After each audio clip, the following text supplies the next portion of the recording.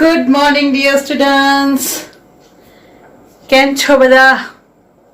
નથી મજામાં ને? कोरोना कोरोना कोरोना क्या करे, उसको कोई रोको ना, ठीक है. बट क्या करे, बंदे लोग घर में रहने के लिए रेडी नहीं है और हालत देखो क्या खराब होके रखी है. ठीक है, बट जो भी कंडीशन है पढ़ना तो पड़ेगा. तो આપણે લાસ્ટ લેક્ચર એમાં ચેપ્ટર નંબર 8 સ્ટાર્ટ કર્યું હતું, મતલબ કે human health and diseases, right, માનવ સ્વાસ્થ્ય અને રોગો. એમાં આપણે પ્રતિકારકતા, ઇમ્યુનિટી સ્ટાર્ટ કરી હતી. એમાં પણ આપણે જોયું હતું જન્મજાત પ્રતિકારકતા, રાઈટ. જન્મજાત પ્રતિકારકતા, એના પ્રકારો જોયા હતા, એના અંતરાય મતલબ જોયા હતા, ભૌતિક અંતરાય, દેહ ધાર્મિક અંતરાય, રાઈટ, કોષીય અંતરાય, કોષરસીય અંતરાય. ઓકે, હોપ સો તમને યાદ હશે જ. હવે આજે આપણે આગળ જઈએ. સૌથી અગત્યનો ટોપિક ઉપાર્જિત પ્રતિકારકતા. તમને મેં ડિફરન્સ સમજાયો હતો કે ભાઈ જન્મજાત પ્રતિકારકતા એટલે શું. તો જેવી રીતે કોઈ છોકરાને વારસામાં બધા જ પૈસા મળી ગયા હોય, મતલબ કે રૂપિયા મળ્યા હોય અને જન્મથી જ 1 કરોડ રૂપિયાનો માલિક હોય તો એને જન્મજાત પૈસાદાર કહેવાય, કારણ કે જન્મતાની સાથે જ વારસામાં મળ્યું છે. પણ આપણે, તમે અને મારે જો કરોડપતિ થવું હોય તો બહુ જ મહેનત કરવી પડે અને પોતાના મહેનતના બલબૂતા પર આપણે કરોડપતિ થઈએ, રાઈટ.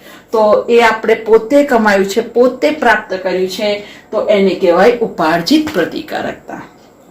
તો સેમ એવી જ રીતે જ્યારે શરીર કોઈ પણ રોગો સામે પ્રતિકારકતા જન્મ પછી પ્રાપ્ત કરે છે તો એને કહેવાય ઉપાર્જિત પ્રતિકારકતા. તો આજે આપણે જોઈશું ઉપાર્જિત પ્રતિકારકતા. એવું કહેવાય છે સ્ટુડન્ટ્સ કે ઉપાર્જિત પ્રતિકારકતા સ્મૃતિ આધારિત છે અને વિશિષ્ટ છે. આમ તો બુકમાં પહેલી જ 2 લખી દીધી છે, ઉપાર્જિત પ્રતિકારકતા સ્મૃતિ આધારિત છે અને વિશિષ્ટ છે. હું તમને આ નથી સમજાવતી, હું તમને જ્યારે થિયરી સમજાવીશ એટલે ખબર પડી જ જશે કે આ કેમ વિશિષ્ટ છે અને કેમ સ્મૃતિ આધારિત છે. તો વાત કરીએ પ્રતિકારકતાની, તો જ્યારે પણ આપણા શરીરમાં પહેલી વાર કોઈ પણ બેક્ટેરિયા અટેક કરે, આક્રમણ કરે, તો આપણું પ્રતિકારક તંત્ર એનો પ્રકાર જોશે અને ત્યાર પછી એની સામે લડાઈ કરશે, બરાબર ને?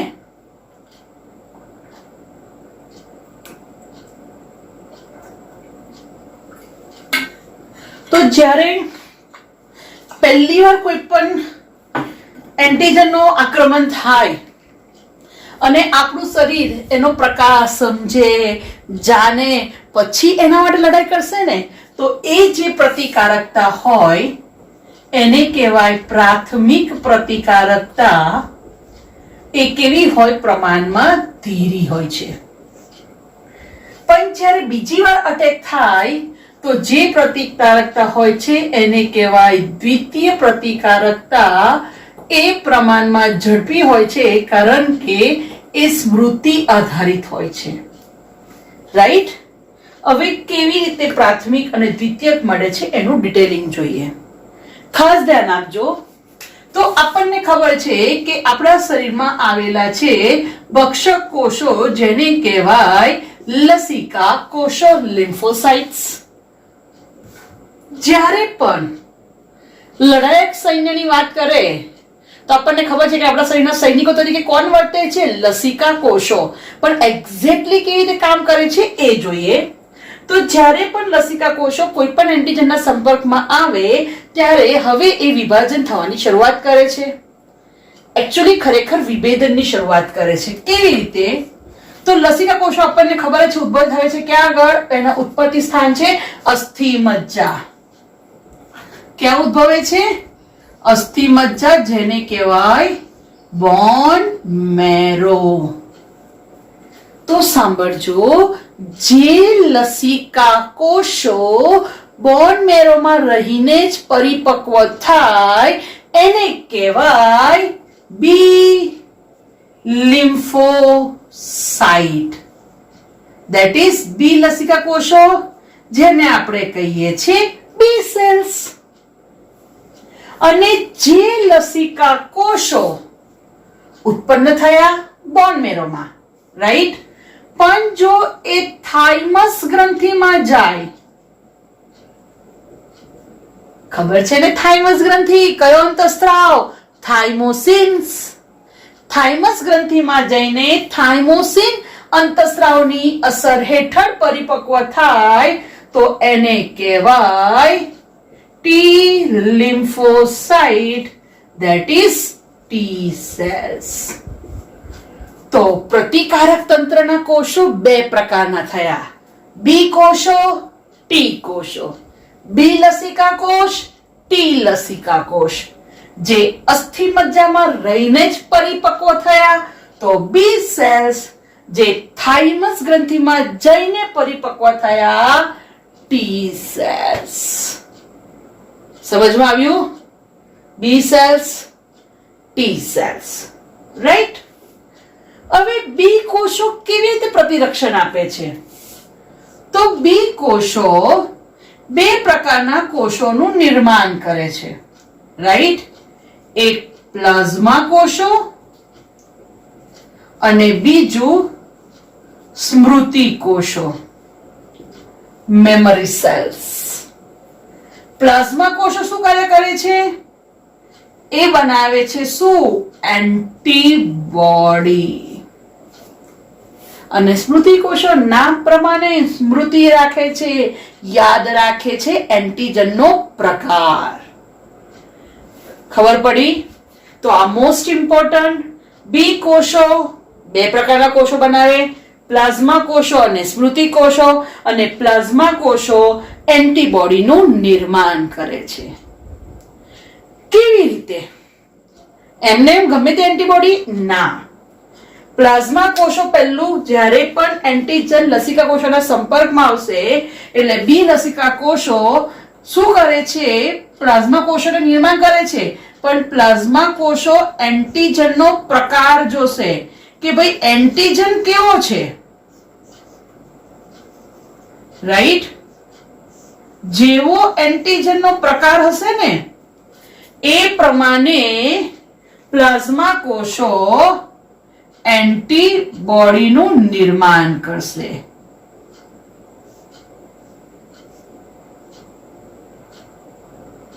ખબર પડી?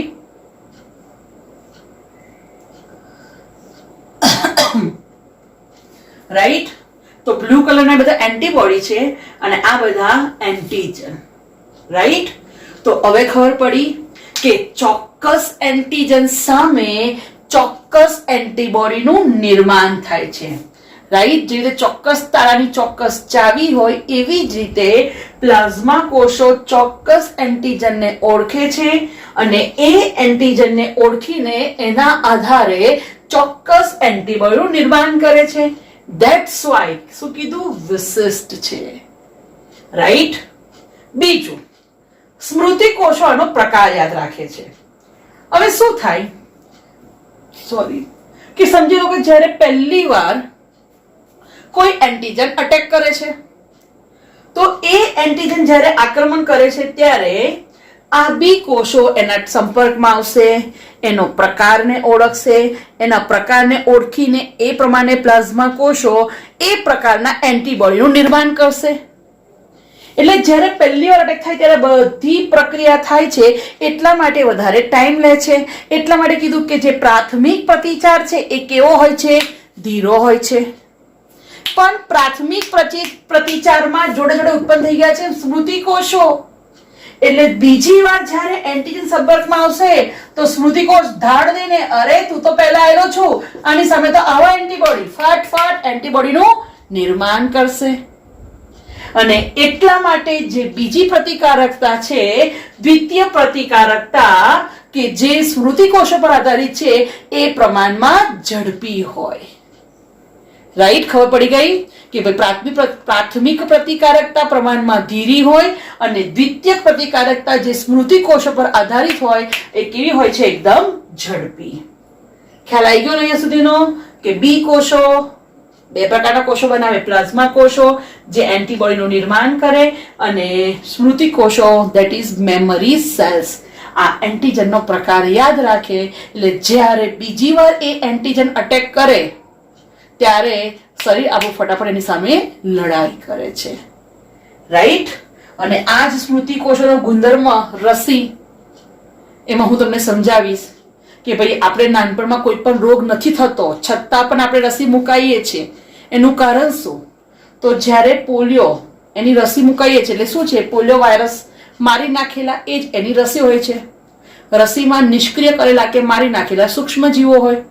એટલે જ્યારે નાનપણમાં આપણે રસી મુકાઈએ એટલે શું થાય, ભલે આપણને પોલિયો નથી થયો પણ જ્યારે એ રસી સ્વરૂપે નિષ્ક્રિય જીવાણુ નિષ્ક્રિય વાયરસ આપણા શરીરમાં પ્રવેશે છે, વાયરસ હોય જીવાણુ હોય વોટેવર, રસીમાં એ જ હોય છે, ત્યારે આપણું શરીર પ્રતિકારક તંત્ર સક્રિય થાય, એની સામે લડાઈ કરશે, સ્મૃતિકોષો બનાવશે. પણ એ સ્મૃતિકોષો બની ગયા એટલે ખરેખર જ્યારે એ પ્રકારના વાયરસ આપણા શરીરમાં પ્રવેશે ત્યારે શું થશે, સ્મૃતિકોષો ફટાફટ એની સામે લડાઈ કરશે. ખ્યાલ આવી ગયો? એટલે નાનપણમાં આપણને ઓરી અછબડા નથી થતા રોગો છતાં પણ બધાની રસી મુકાઈએ છે. એનું કારણ હવે સમજણ પડી. કેમ? તો એ વખતે શું તૈયાર કરવામાં આવે છે, સ્મૃતિ કોષો. એટલે ખરેખર જ્યારે આવા સક્રિય જીવનનું આક્રમણ કરે તો આપણું શરીરની સામે લડાઈ કરી શકે છે, ફટાફટ એન્ટીબોડી બનાવી શકે છે જસ્ટ બીકોઝ ઓફ સ્મૃતિ કોષો. તો પ્રાથમિક પ્રતિકારકતા, દ્વિતીય પ્રતિકારકતા, સ્મૃતિ આધારિત ખ્યાલ આવી ગયો, રાઈટ? ઓકે. હવે આ બી કોષો એન્ટીબોડીના નિર્માણ દ્વારા પ્રતિકારકતા પ્રેરે છે.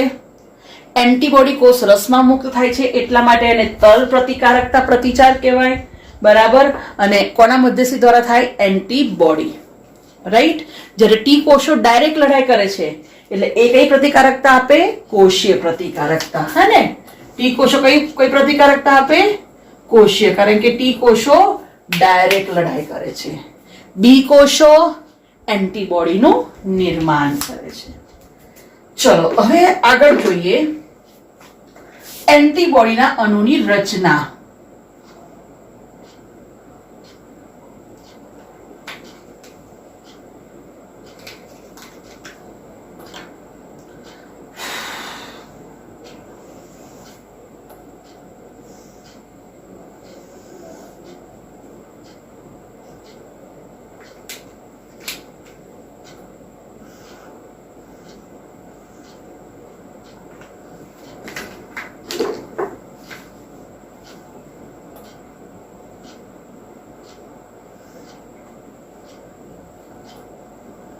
તો એન્ટીબોડીની રચનામાં તમે જોઈ શકો છો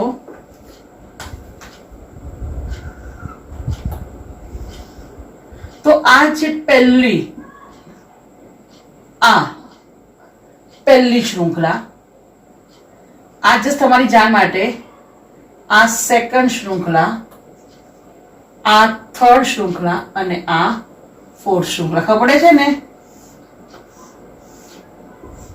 આવી રીતે સીધી રીતે દોરીએ તો સિમ્પલ વેમાં.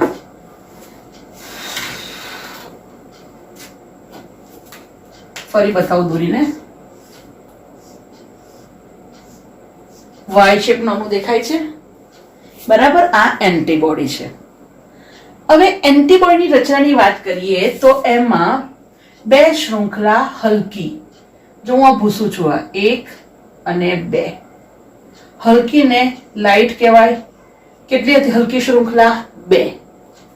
આ બે શૃંખલા જે વધારે લાંબી છે અને ભારે છે એને હેવી ચેઇન કહેવાય, H2L2.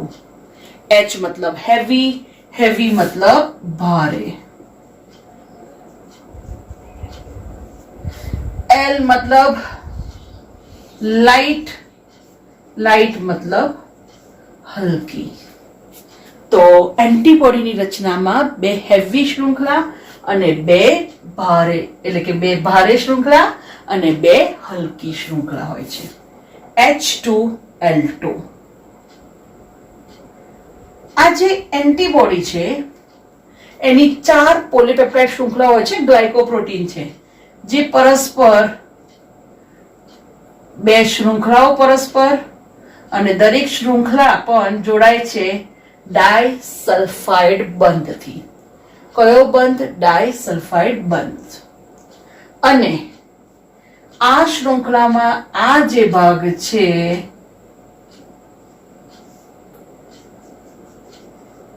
તો આ ભાગને કહેવાય એન્ટીજન જોડાણ સ્થાન, that is antigen binding site.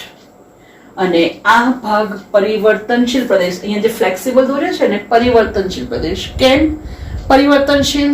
તો જે પ્રમાણે એન્ટીજન બદલાય એ પ્રમાણે આ ભાગ પણ બદલાય, એટલે આને પરિવર્તનશીલ છેડો કહેવાય. પરિવર્તનશીલ છેડા પર જ શું આવેલું હોય? એન્ટીજન જોડાણ સ્થાન, that is antigen binding site. Right? યાદ રહેશે ને, પરસ્પર જોડાય છે કયા બંધથી? ડાયસલ્ફાઇડ બંધથી. આ ખાલી તમારા માટે એડિશનલ છે કે જે એન્ટીજન છે એની સપાટી પર શું હોય? એપિટોપ. રાઈટ? અને એન્ટીબોડી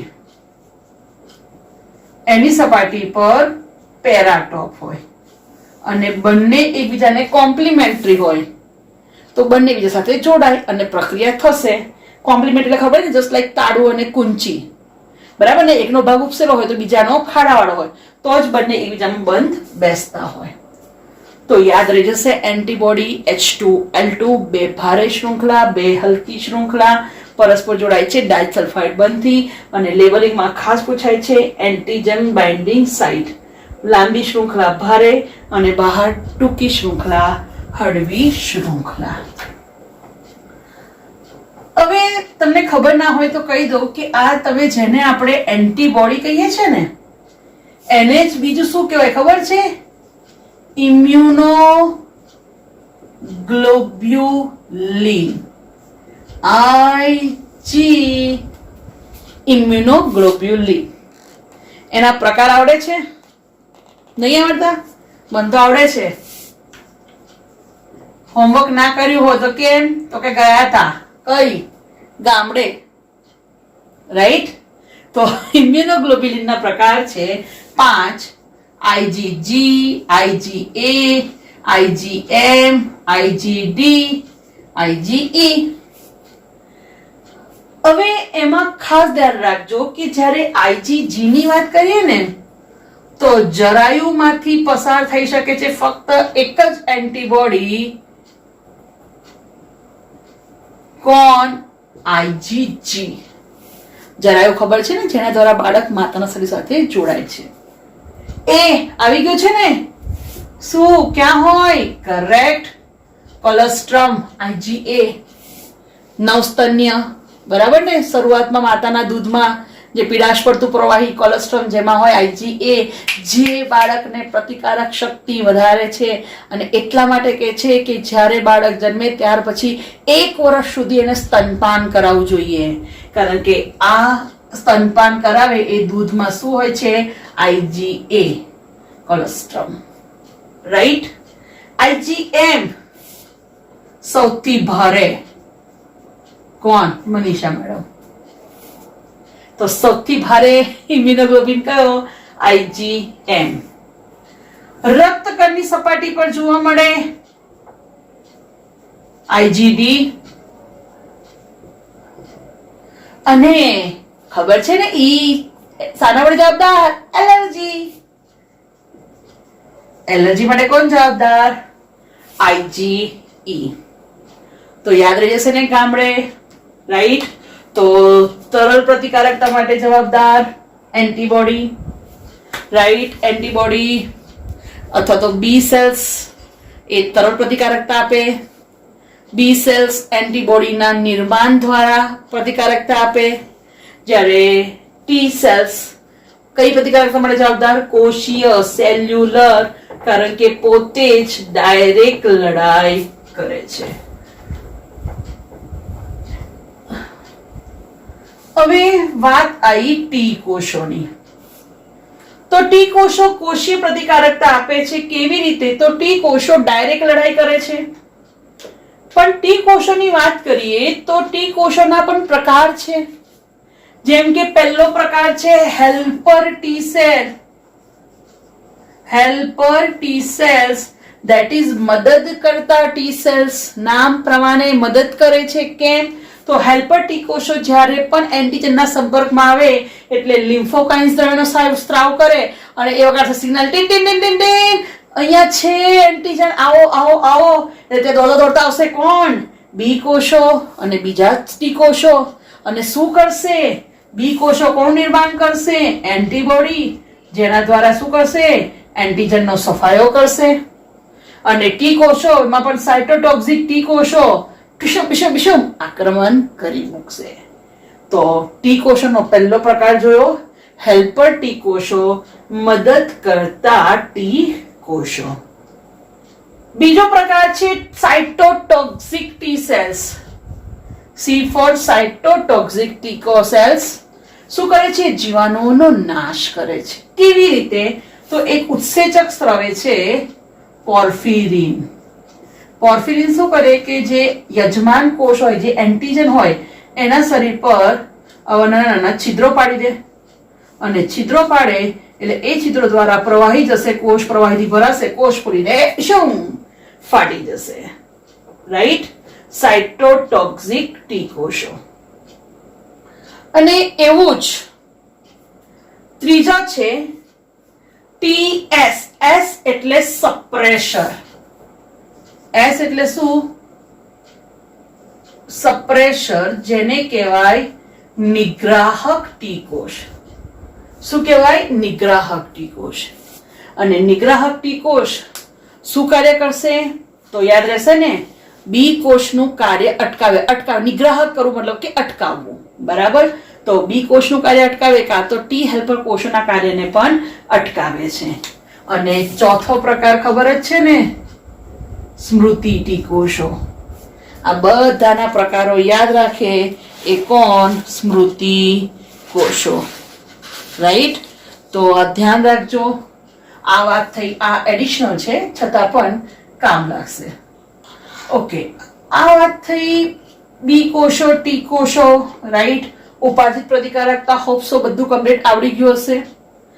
આપણી બુકમાં છેલ્લે નીચે 2 ટોપિક લખ્યા છે કે જ્યારે અંગ પ્રત્યારોપણ કરીએ, રાઈટ, તો એ વખતે પણ ગમે તેનું અંગ લઈ લેવાય. જેમ કે ચલો મારી કિડની ફેલ થઈ ગઈ છે, તો મને આપવા માટે ચલો સ્ટુડન્ટ્સ બિચારા બધા આવી જશે કે મેડમ મારી એક કિડની લઈ લો, મારી એક કિડની લઈ લો. છતાં પણ હું ગમે તેની કિડની લઈ શકતી નથી. તમે ઘણા એવા એક્ઝામ્પલ જોયા હશે કે જેમાં ધારો કે ઘરમાં યંગ છોકરો હોય, એની કિડની ફેલ થઈ હોય, છતાં પણ દરેકના મા બાપ કે બધા જ ફેમિલી વાળા તૈયાર હોય, છતાં પણ એને આપી શકતા નથી. કેમ? તો જ્યારે પણ આવું અંગ પ્રત્યારોપણ કરવું હોય તો એ પહેલા એ અંગ પ્રત્યારોપણ જે છે એ મેનું મેચિંગ થાય છે કે નહીં એ જોવું પડે. તેને ટિશ્યુ ટાઈપિંગ કહેવાય. કારણ કે જરૂરી નથી કે દરેક વખતે બીજાના અંગને પોતાનું શરીર સ્વીકારે. કારણ કે હંમેશા આપણા શરીર માટે તો બીજાનું એટલે ફોરેનર કહેવાય. એટલે આપણું શરીર તેના સામે ડિશમ લડાઈ કરશે. તો આવી કન્ડિશનમાં ટિશ્યુ ટાઈપિંગ દ્વારા એ અંગ પ્રત્યારોપિત છે, અંગ પ્રત્યારોપણ કર્યું છે એ સ્વીકારાશે કે અસ્વીકારાશે અને નકારાશે એ કોણ નક્કી કરે છે? તો ખાલી ધ્યાન રાખજો, HLA human leukocyte antigen complex, HLA complex. જનીન છે MHC મેજર હિસ્ટો એટલે પેશી, કમ્પેબિલિટી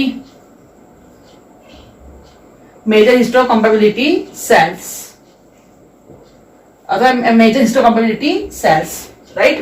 મતલબ કે મેજર હિસ્ટો કમ્પેબિલિટી સેલ્સ અથવા જીન્સ આ ક્યાં આવેલા છે? તો રંગસૂત્રોમાં છઠ્ઠા રંગસૂત્ર પર. કયા રંગસૂત્ર પર? છઠ્ઠા. બરાબર? અને જો આના દ્વારા ટિશ્યુ ટાઈપિંગ પ્રોપર નહીં હોય તો પ્રત્યારોપિત અંગ એનું આપણું શરીર સ્વીકાર કરશે નહીં. ભૂલથી પૂછે કોઈ જગ્યાએ જોડકામાં કે ભાઈ પ્રત્યારોપણ અથવા અંગ પ્રત્યારોપણમાં મહત્વનો ભાગ ભજવે છે, તો MHC કે HLA નું નામ હોય તો ધ્યાન રાખજો કે કંઈક કીધું તું મેડમે કે HLA તમારી બુકમાં નથી, ખાલી આ એડિશનલ કહું છું, રાઈટ? તો આ પત્યું ઉપાર્જિત પ્રતિકારકતા. તમને આ વિડીયો ગમ્યો હોય તો લાઈક કરજો, કમેન્ટ કરવાનું ભૂલતા નહીં કે ભાઈ કેવું લાગ્યું, તમારી કમેન્ટથી અમારી એનર્જી વધે છે. તો કમસે કમ કમેન્ટ કરો, તમને લાગે કે હા અમારા છોકરાઓ જોઈ રહ્યા છે તો અમારી મહેનત વસૂલ છે, બરાબર? આખો દિવસ રામાયણ મહાભારત ના જોતા, હા ને? થોડુંક બી કોષો ટી કોષો બી જોઈ લેજો તો જે કામ લાગશે, રાઈટ? ઓકે, તો કમેન્ટ કરવાનું ભૂલતા નહીં. Thank you.